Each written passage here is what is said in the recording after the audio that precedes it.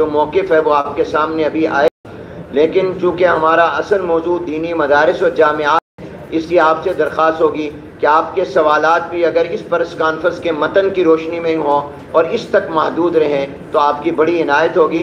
اگرچہ بہت سے ملکی اور ملی اور قومی مسائل ہیں، لیکن اس پر انشاءاللہ آپ سے گفتگو ہوتی رہتی ہے، ہوتی رہے گی، اور آج اگر آپ فوکس مدارس و جامعات پر ہی کریں تو آپ کی عنایت ہوگی۔ میں درخواست کروں گا پہلے مولانا مفتی منیب الرحمان صاحب آج کے فیصلوں کا اعلان کریں گے، اعلامیہ جو کروڑوں مسلمانوں کی اس وقت ترجمانی اور نمائندگی کر رہا ہے، اور اس کے بعد پھر انشاءاللہ صدر اتحاد تنظیمات مدارس پاکستان حضرت مولانا مفتی محمد تقی صاحب دامت برکاتہم العالیہ بات فرمائیں گے، پھر آپ کے سوالات۔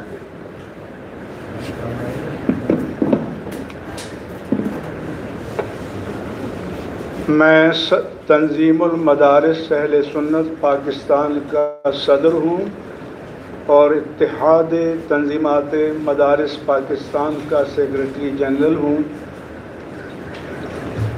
بسم اللہ الرحمن الرحیم۔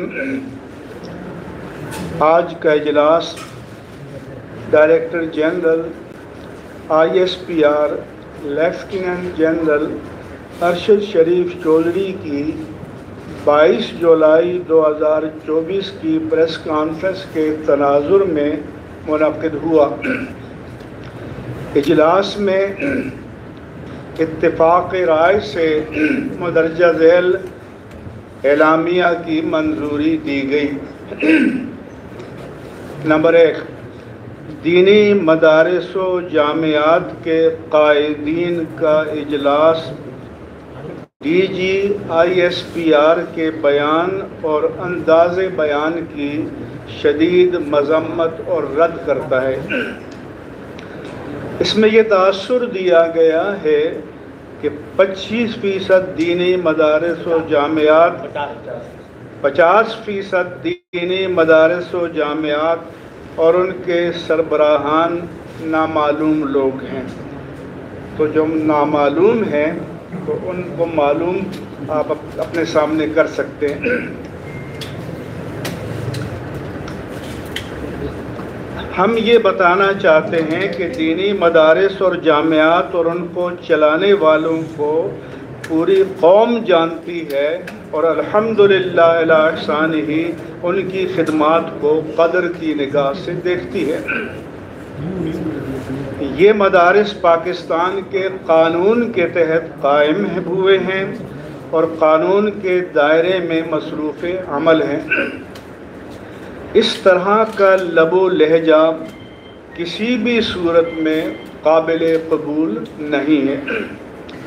اس سے ملک بھر میں قائم دینی مدارس و جامعات کے سربراہان، اساتذہ کرام، طلباء و طالبات، معاونین اور کروڑوں دیندار طبقات کے جذبات مجروح ہوئے ہیں۔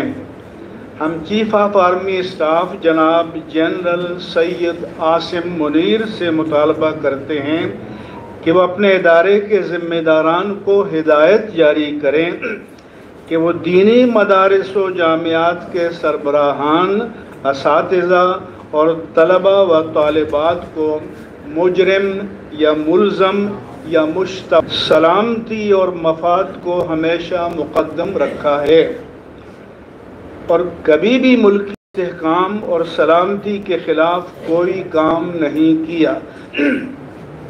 ہر مشکل مرحلے پر مسلح افواج کی حمایت کی اور ہمیشہ دہشت گردی اور فساد کی مخالفت کی اور اس کے نتائج بھی بھگتے اکابر علماء و مشائخ اس مشن میں شہید ہوئے۔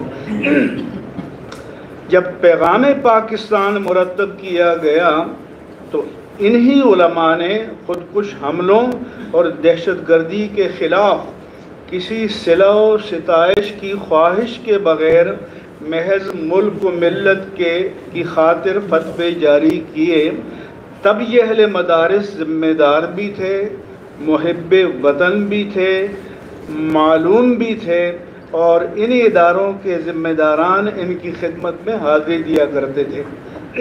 نمبر 4، دینی مدارس و جامعات پاکستان میں